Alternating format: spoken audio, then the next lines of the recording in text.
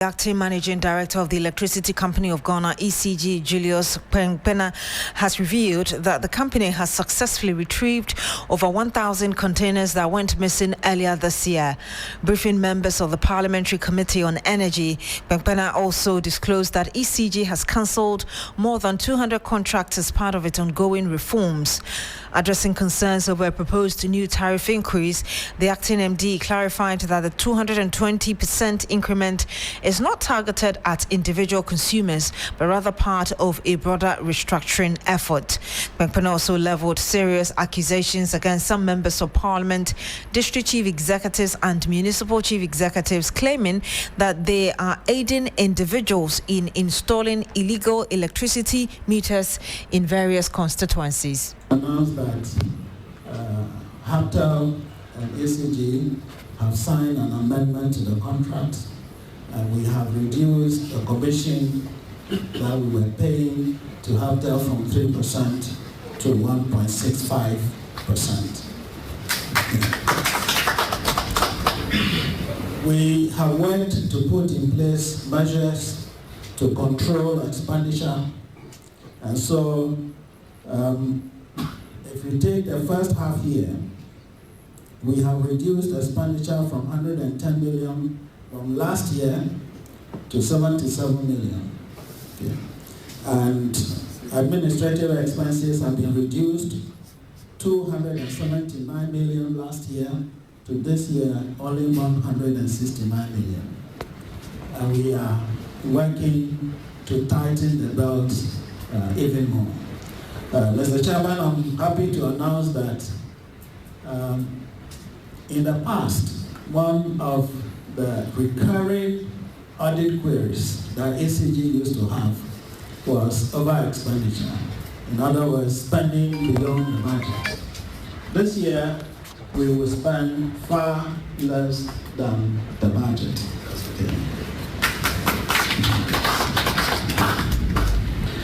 Immediately after we took over, we ran into a billing problem. So in the press, customers were complaining they were not receiving their bills. It was because the relationship we had with our billing services provider, we couldn't sustain that. And you had the acting managing director of the Electricity Company of Ghana, Julius Pena. Let's speak to Joseph Armstrong, who is with the Parliamentary Committee on Energy. He joins us live on the phone. Joe, if you can hear me, the acting MD mentioned the recovery of some 1,000 missing containers. More than that, do we know what these containers actually held and how significant the recovery is to the ECG's operations? Yeah, so Beatrice, if you may recall, early part of this year, we heard in the news that some containers have gone missing at the Tema port, and in it, some cables belonging to the ECG, and you see the minister and his team went around to retrieve some of these containers. Today, the acting MD is saying on record that about 1,000 of those containers have been retrieved so far. So far, it's left about some 35 of those containers that are still missing, that they are still on the lookout for them. And in all, about 2,000 of these containers were involved, and 1,000 have been retrieved. 35 are yet to be located as to where exactly they are. Basically, that is what the MD has explained to us. And in addition to that, he also alleged that some MPs, DCs and MCs are involved in illegal meter installations. Can you tell us whether he provided some evidence, including names, to this allegation?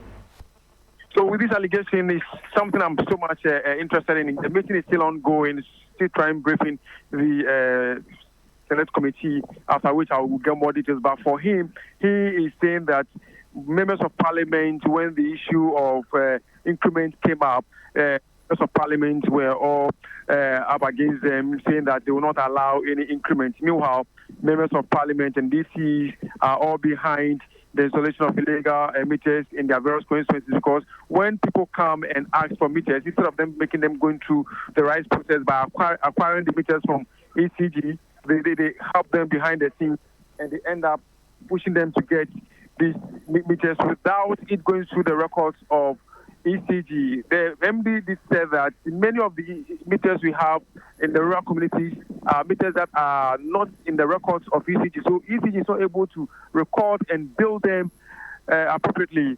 So it has led to the generation loss of ECG in so much sum of money. But this time around, they are going about trying to pull down and remove all those meters, and they need the MPs and the MCs who intend say that, no, you can't come to my district to disconnect people's meters, which it will go against them politically. Beatrice. The ECG had been recording losses, but in the last few months, it started getting some, or has actually recorded its highest ever revenue of some 1.74 billion cedis and cancelling over 200 contracts. Did the acting MD talk about what this means or says about the company's internal reforms? So for them, this revenue they've recorded is the highest so far in the history of ECG, and that's all part of the new reforms they are coming up with by cancelling some contracts that becomes a cost on the ECG. So for them, in the month of July, they were able to mobilize and send their men out there to ensure that companies that owe ECG so much money, they disconnect them. And through the process of disconnection, many of these companies agreed to pay. They mentioned some few names that we cannot put on air now, but these people owe ECG so much money, but in efforts to reform, they're going to disconnect them, and in return, they pay them, leading to ECG making this amount of revenue generation, particularly in the month of July. And my last question to you, the acting MD also talked about some cancellation of some 200 contracts. Do we know where they are, procurement, service delivery, if you are able to give us a bit more detail? I'm unable to give more details now. It's part of the questions we are yet to get the MD to give us more clarity on what exactly, what cancellation, what led to their cancellation, what contract indeed these are. He just said it in passing, and it's something that the members of the select committee are also interested in. So he is still in the process of giving us more details as to what led to this cancellation and what contract exactly they are. Indeed. Thank you very much, Joseph Armstrong. He's our man with the Parliamentary Select Committee on Energy. And of course, we'll bring you more as and when we have it. The Minister for Communication, Digital Innovation and Technology, Sam George, has announced that the government will soon engage stakeholders to develop a sustainable funding arrangement for the country's digital terrestrial television, that's DTT transmission network.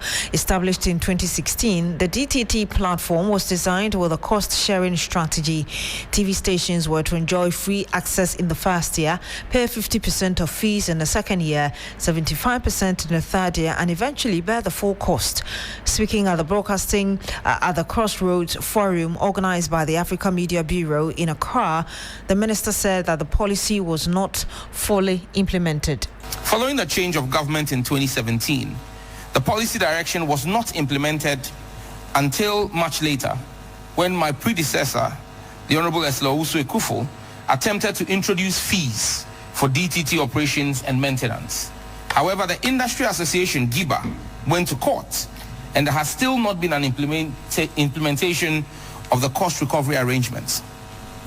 The over 45 stations on the platform have not paid any fees for the 10 years the platform has run for the operation and maintenance of the transmission network.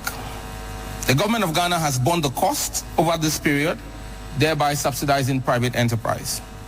This is not sustainable and must come to an end. We have to come to the table as partners to establish a straightforward arrangement for the financial sustainability of our national DTT platform. The government is working to expand the platform due to the high demand for slots. We're working on Max 3. Whilst we do this, we must commence discussions immediately, and I'm grateful to the Africa Media Bureau for this platform, on how the stations using the platform can contribute to the operations and maintenance of the platform. I'll be convening a meeting of stakeholders on this matter in due course. The free ride, the bus that gives us the free ride, has run out of gas.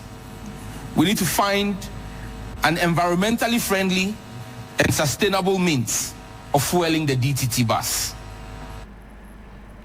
The minister also said that the sector regulator, the NCA, will soon clamp down on broadcasting platform that airs charlatanic and sexually explicit content, emphasizing the need to sanitize the airwaves. We must all agree that charlatans parading as men of God, men capital M, God small g, instead of men of God, small m, capital G, and running all kinds of frivolous schemes in the name of God, need to be driven out of our airwaves like the temple with a regulatory whip. Money doubling and get-rich-quick schemes being broadcast by unscrupulous fetish priests have no place in our public broadcast. Pornographic and sexually explicit content masquerading as adult relationship shows cannot be allowed to continue soiling the innocence of our national airwaves. There must be sanity, and we must work together to achieve the same. We cannot put today's profit ahead of tomorrow's sanity. Let's agree as stakeholders to develop a roadmap together to clean up our airwaves. And you had that, the Communications Minister Sam George. Now, a recent courtesy call by a new association, the Law Society of Ghana, a breakaway group from the Ghana Bar Association, GBA, has ignited conversations about the import of the visit. The Law Society argues that the call of members on the CJ was purely to congratulate him on his appointment as Chief Justice and to commend him for his recent reforms. Critics, however, argue that the visit has the potential of compromising a writ filed by the society, praying the court to determine whether or not the Ghana Bar Association is the only body that can represent and issue license to lawyers in the country. Before we take a look at the visit, the writ, and engage the issue a bit further, let's listen to the leader of the group, to the CJ's office, and the response by the Chief Justice and the Justice of the Supreme Court earlier yesterday. President Mahama on Tuesday, September 23, nominated Justice Paul Baffoe Bonnie as Chief Justice to succeed former Chief Justice Gertrude Esaba Tokonu. Justice Baffoe Bonnie has been serving as acting Chief Justice since April 2025, following the suspension of Justice Tokonu. During a courtesy call to congratulate him, the Ghana Law Society praised his leadership, describing his stewardship at the helm of Ghana's judiciary as exemplary. The professional body was also hopeful that Parliament will confirm his nomination when it resumes. Our coming here is simply to congratulate you and to say that ever since you took over the race of the judiciary, we've seen some positives. In the sense that we've noticed how the judiciary is beginning to assert itself and, as it were, showing how independent it can be. And that is what Ghanaians have been craving for. Your sterling leadership is giving hope to Ghanaians. And with the fact that you are also being nominated to continue, we are aware that there's light at the end of the tunnel. In his first public statement since being nominated, Justice Baffoe Bonnie pledged to run an open and inclusive administration. I'm going to run a very open administration. The judiciary, the bench needs the bar. And so we are excited that you have also pledged to support the judiciary and its intendments. And then at the end of the day, it is justice for the people that we all seek after. However, as concerns could be raised that the Law Society's visit could influence a case currently before the courts, one in which the society is itself a party and challenging the Ghana Bar Association, Supreme Court Judge Justice Kot Puamang stressed that the courtesy call will in no way prejudge proceedings. There are other matters which have come to our attention. There's a suit that has been filed by some, I think, 3 plaintiffs. That suit is seeking broader issues of interpretation of the Constitution.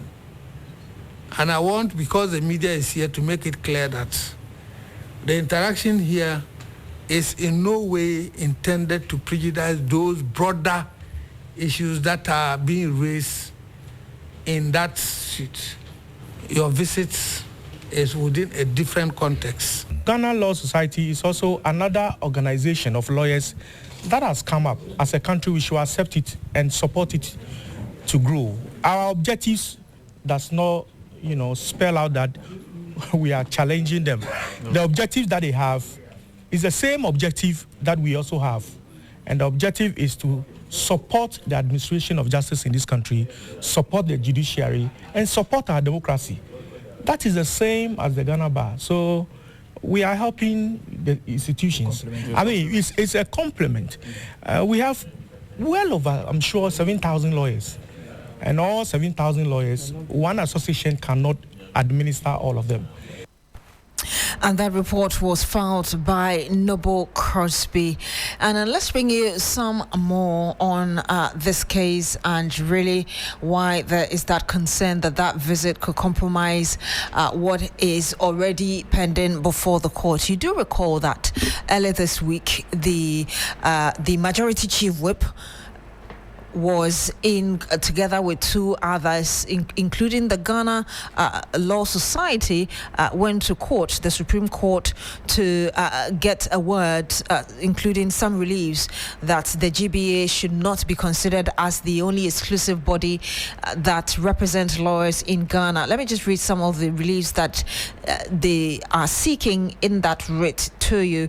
The declaration that the constitutional reference to the Ghana Bar Association must be construed as referring to the umbrella of associations of lawyers in Ghana, and also that a declaration that the constitutional references to Ghana Bar Association in several articles of the Constitution and references in the Legal Profession Act 1960 Act 3.2 cannot be construed to create or imply a monopoly for any one private association of lawyers. Again, a declaration that the name Ghana Bar Association in the Constitution and Legal Profession Act 1960 Act 32 must be construed as a generic or umbrella designation for associations of lawyers in Ghana. A declaration that any conferment of constitutional powers, rights, roles, or privileges on the current Ghana Bar Association will vest exclusive recognition of it, which forecloses rival associations of lawyers from equal recognition and participation in the public constitutional space, and that such recognitions and conferment of powers, rights, roles, and privileges are inconsistent. And so those are some of the things that they are asking for in that relief. The reason people are concerned that this visit could compromise this very case. So let's speak to a lawyer on it, Christian Mamhasi. He's a private legal practitioner. Good afternoon to you, sir. Thank you so much for joining us. Good afternoon, Beatrice. Thanks for having me, and to your listeners alike. Would you indeed conclude that the visit raises issues of conflict of interest? I will not shudder. I will not shudder to hastily conclude that it is so. I mean, the Chief Justice is enjoined by the Constitution to carry out administrative duties. And as part of it, he receives visitors from all walks of life. And it happened that the society members paid a courtesy call on him. That said, it would also be stretching the legal point on or the legal argument in respect of likelihood of bias or prejudices. Now, it is the reason why Justice Puaman put that caveat in, because it is one of the reasons that can cause a judge to be disqualified from hearing a matter when one party can cite that ground. Indeed, if the matter is right before the court where the bench has been empaneled, and the Ghana Bar Association lawyer is of the opinion that any of the judges at the bench, by way of the visit by one of the parties, has prejudiced or had the likelihood of causing that prejudice, could make a prayer for the disqualification or that party, that judge to be recused from the bench, but it will be stretching the arguments from that because he exercised an administrative function in that particular. And also, the statements made is everything necessary because when you are citing a judge for likelihood of bias in a particular motion, you need to indicate that particular likelihood of bias. You need to particularize it. And if the meeting says nothing about it and in no way prejudices the matter, then that argument cannot be stretched and could be said that he hosted them in his administrative capacity as the acting Chief Justice. Having made that point, the main objective of this writ is to decentralize the Association of Lawyers. Where do you stand on that argument? Yes, I mean, again, in that direction, in every organization, association, as we have the Ghana Bar Association, they are internal. They are deeply worrying issues that are on the heart of members, including welfare issues, dues payments, payment for conference, and all of that. And a lot of members feel that it is more of giving money away and not getting real benefit for what they stand to gain in terms of the welfare situation of lawyers. Now, that said and done, the association definitely could deal with it through its assembly or through leadership, whether leadership is changed or whether leadership is seeking to be pragmatic in dealing with some of these internal matters. Now, that said, in as much as the association exists, others are also entitled to freedom of association, and this is not new. In TN Ward Brew versus the Ghana Bar Association, similar matters had happened in the past, the case that went to court and all of that. You know, at a point in time, TN Ward Brew wanted also to form a rival bar association, but at the end of the day, he didn't succeed. So this is not new. But this time around, I mean, we are in a different dispensation and we'll see what could happen from there. So, yes, some lawyers have genuine concerns as to whether it would merit the plurality of associations and also for the court to construe purposively. If they are successful with the purposive interpretation, then it would mean that we would have a decentralized bar association and it will not just be the Ghana Bar Association. Thank you so much, Mr. Mamhasi, for speaking to us. Welcome. And you had that question, Mamhasi. He's a private legal practitioner, now international relations analyst. Dr. Vladmir Antwi Danso has rejected suggestions that Ghana risk sanctions from the United States following President Mahama's speech at the General Assembly. President Mahama yesterday questioned the USA's decision not to grant visa to the Palestine president, and Dr. Vladmir Antwi Danso says the speech raised critical national issues consistent with Ghana's foreign policy principles. I don't think that there is going to be any repercussion. He's going to be locked by Trump. He contradicted Trump. Trump says that if you recognize Palestine, then you are giving whatever it is to the Hamas. The president said no. He didn't mention Trump's name, but he was alluding to it. Yeah, it was very clear. No, rather you are creating a situation where we live as good neighbors. And he's calling on the world to recognize this. So repercussions like what? America closing their embassy here, good riddance. America not giving us visas, good riddance. But without America, Ghana will not die. When South Africa openly took Israel to court, America tried all kinds of tricks. South Africa is still a bouncing country. And there are several other countries. See, in diplomacy, when you lose something, there's no way you will lose something and not gain something. It's like digging a hole. Once you are digging a hole, you are creating a mound. If America moves away from Ghana today, there will be no vacuum. Well, Mr. Antwi Danso also called for greater analysis to enable African countries properly argue the push for compensation for the slave trade. Let's bring in some more here. And four-time Grammy Award nominee and United Nations Goodwill Ambassador for Africa for UN Environment, Roki Dawuni, has asked all Ghanaians to come on board in the fight against illegal mining. In an interview on New Day on TV3, the Ghanaian international artist said it is important for action to be taken now before things get out of hand in Ghana. I want to talk about the issue of galamsey, the issue of galamsey in the country, the issue of the destruction, as an ambassador for the environment for Africa.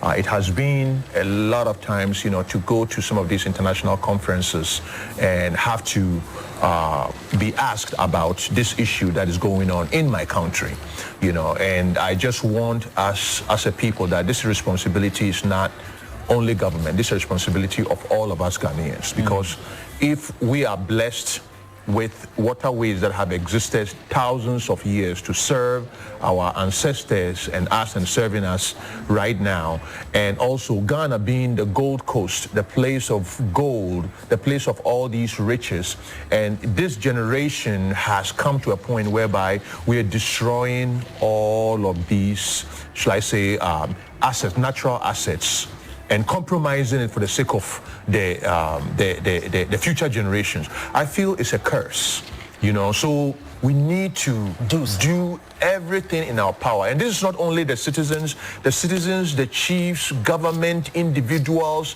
We all need to become vigilant and solve this problem right now. Or else one day we'll be here and we'll have to import water. We have to import the food that we eat, everything from outside.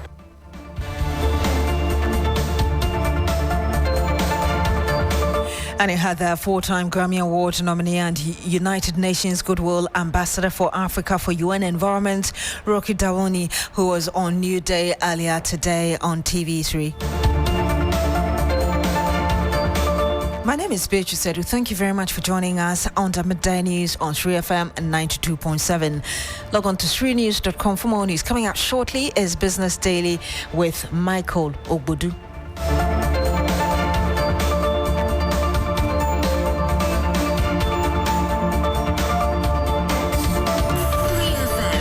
92.7.